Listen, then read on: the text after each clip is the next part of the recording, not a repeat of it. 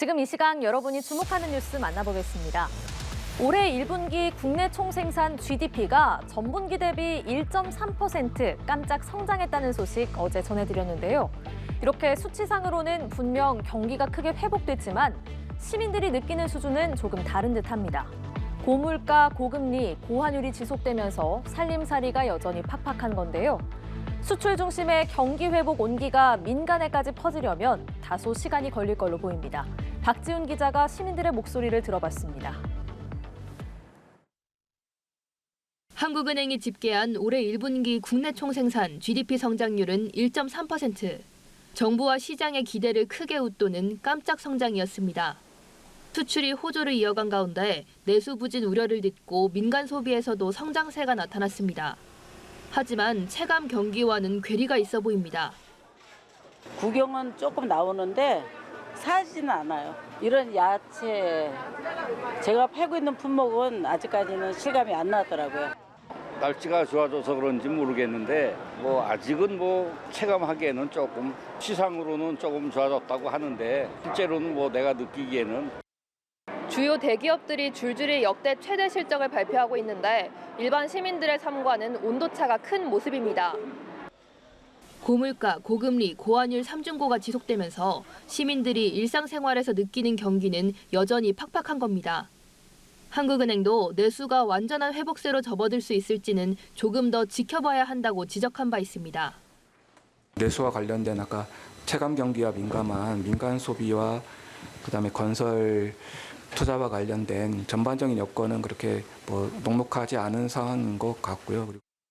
중동 사태를 비롯한 대외 불확실성, 고유가, 농산물 물가 불안 등이 해결돼야 한다는 뜻입니다.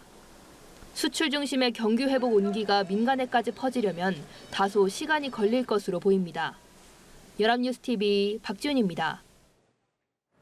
저작권을 침해하는 불법 동영상 스트리밍 사이트가 여전히 활발하게 운영되고 있는 것으로 확인됐습니다. 일부 사이트를 차단하더라도 인터넷 주소만 바꿔서 계속 생겨나는데요. 이렇게 양질의 콘텐츠가 계속 무료로 배포되면 콘텐츠 생태계에 악영향을 끼칠 수 있습니다. 정부가 법 체계를 손보며 차단을 위해 노력하고 있는데 꾸준한 모니터링이 필요합니다. 최덕재 기자입니다. 인터넷 검색창에 불법 사이트 이름을 검색하자 제일 상단에 사이트 링크가 바로 뜹니다. 들어가 보니 한국 영화, 해외 영화부터 드라마까지 카테고리가 다양하게 정리돼 있습니다. 한창 극장가나 온라인 동영상 서비스 OTT에서 상영되고 있는 최신 콘텐츠들을 무료로 실시간으로 볼 수 있습니다. 심지어 회원 가입이나 로그인조차 필요 없고 긴 광고를 볼 필요도 없습니다. 지난해 3월 등장한 이 사이트를 필두로 수많은 불법 콘텐츠 스트리밍 사이트들이 우후죽순 쏟아지고 있습니다. 이렇게 공들여 만든 콘텐츠를 누구나 무료로 볼 수 있게 되면 투자 효과가 줄어들고 결과적으로 양질의 콘텐츠를 만들기 어렵게 되는 악순환이 발생할 수 있습니다. 방송 사업자, OTT 사업자 등이 민원을 제기해 일부 사이트들을 차단했지만 인터넷 주소만 바꿔 계속 운영돼 왔습니다. 원본 서버는 해외에 두고 국내에 복사된 서버를 둬 우회 접속을 유도하는 방식입니다. 정부는 일정 규모 이상의 정보통신 서비스 제공자가 국내에 임시 서버를 설치하면 접속 차단을 위한 기술적 조치를 하도록 의무화한 정보통신망법을 7월 중에 시행할 방침입니다. 사각지대라고 이제 생각되는 부분을 일단 또 막겠다라는 입법이 된 거고 자기 서버에 그런 불법 콘텐츠가 있는지를 살펴보라라는 법 취지인 거죠. 다만 이후에도 법의 허점을 찾아 불법 무료 스트리밍이 계속될 가능성을 배제하긴 어렵습니다. 지속적인 모니터링과 일벌백계하는 강한 처벌이 필요하다는 목소리가 나오는 부분입니다. 연합뉴스TV 최덕재입니다. 직장 내 괴롭힘 사건의 경우 2차 피해를 막기 위해 가해자를 다른 부서로 옮기거나 징계하는 게 일반적인데요. 전남 무안공항에서 반대 조치가 내려졌습니다. 호강과 폭행을 한 간부는 경고 조치에 그치고 피해자를 되레 전보조처하는 일이 발생한 건데요. 한국공항보안은 불가피한 조치였다며 최대한 직원 입장을 반영하겠다고 했습니다. 김경인 기자의 단독 보도입니다. 전국 공항들의 보안과 경비를 책임지는 한국공항보안 소속 직원 A씨와 간부 B씨가 전남 무안공항에서 주고받은 대화입니다. 간부가 직원 A씨에게 여러 차례 욕설을 내뱉습니다.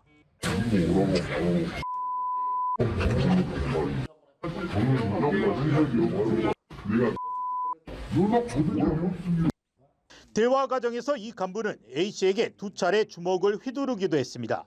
이제 맞은 부위가 이쪽을 이게 올려치면서 맞아가지고 솔직히 이제 제가 그거 맞고 나서 내려가서 이제 다 구토를 해버렸거든요. A씨는 간부의 폭언폭행을 직장 내 괴롭힘으로 본사에 신고하고 경찰에 고소장을 제출했습니다.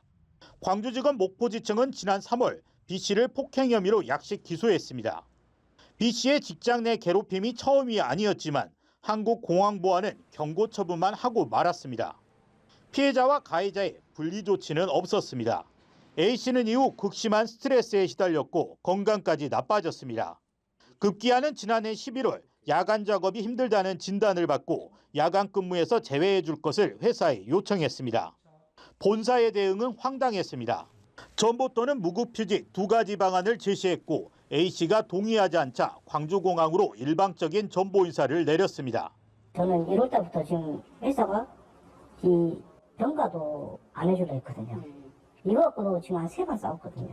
저보고 낭떠러지로 계속 끝까지 밀면 저는 제가 솔직히 모르겠어요. A씨는 회사의 부당한 전보라며 전남지방노동위원회에 구제를 신청했고 전남진호위는 최근 A씨의 손을 들어줬습니다. A씨는 우울증과 공황장애 등으로 정신과 진료를 받고 있습니다. 정신질환으로 산업재해 신청을 준비 중입니다. 한국공항보안은 무안공항 내에서 보직 변경이 힘들어 전보는 산업안전보건법에 따른 불가피한 조치였다면서 지방노동위원회에 결정문이 나오면 최대한 직원의 입장을 반영해 결정할 방침이라고 밝혔습니다. 연합뉴스TV 김경인입니다. 이스라엘이 하마스의 마지막 거점으로 여겨지는 라파 지역 작전 준비를 차근차근 밟아가고 있습니다. 라파 인근에서 이스라엘군 탱크와 장갑차 수십 대가 집결한 모습도 포착됐는데요. 실제로 작전이 전개되면 민간 피해와 함께 인질들의 희생도 우려되는 상황입니다. 자국민이 인질로 잡혀있는 18개 나라 정상들은 인질 석방을 거듭 촉구했습니다. 윤석희 기자입니다. 이스라엘군이 현지 시간으로 25일 그동안 가자 지구에 잔류시켰던 주력 보병여단을 철수시켰다고 밝혔습니다. 철수한 부대는 나할 보병여단으로 1982년 창설 이후 2차례의 레바논 전쟁 등 대규모 작전에서 핵심 역할을 해왔습니다.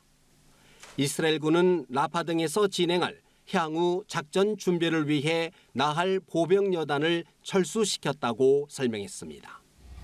라파 인근에서는 이스라엘군 탱크와 장갑차 수십 대가 집결한 모습도 포착되고 있습니다.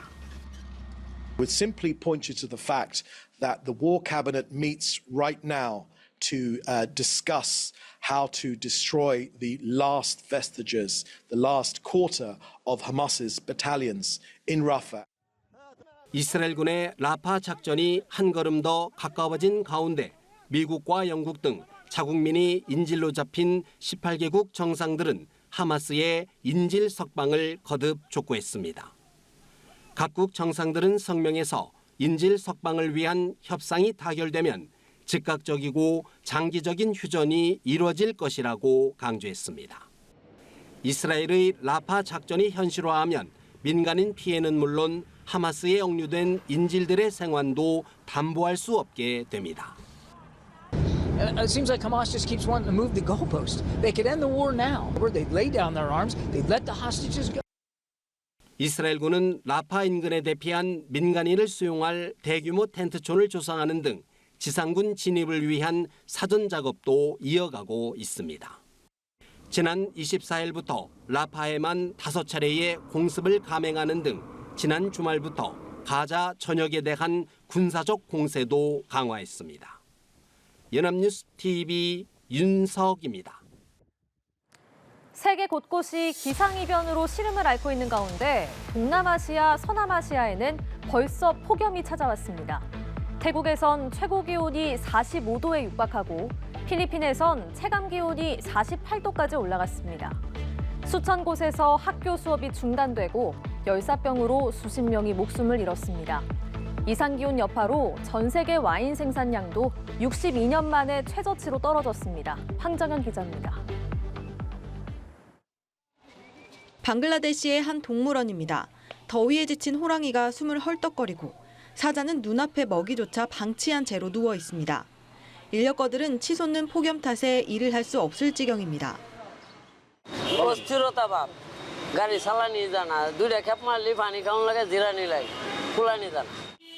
방글라데시 일부 지역에서 섭씨 42.6도까지 기온이 치솟은 가운데 최근 닷새 동안 열사병으로 최소 34명이 숨진 것으로 파악됐습니다. 현지 언론에 따르면 최근 30년 평균 기온과 비교할 때 올해 일부 지역의 기온이 4에서 5도가량 높은 것으로 나타났습니다. 태국에서도 최근 수도 방콕에 폭염 경보가 내려졌고 북부 람팡 지역에선 기온이 44도를 넘기도 했습니다. 3월 이후 열사병으로 숨진 사람도 30명이나 됩니다. 필리핀 역시 체감 기온이 최고 48도에 이르는 폭염이 이어지면서 7천 곳의 학교가 대면 수업을 중단했습니다. 이상고우는 전력 수급에도 영향을 끼치면서 동서남아시아 각국에서 전력난 우려도 커지고 있습니다.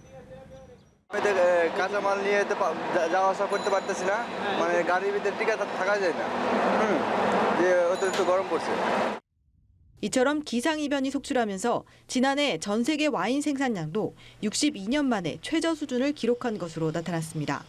국제포도 및 와인기구는 지난해 와인 생산량이 가뭄과 폭염, 홍수 등으로 인해 2022년보다 10% 감소한 2억 3,700만 헥토리터를 기록했다고 밝혔습니다.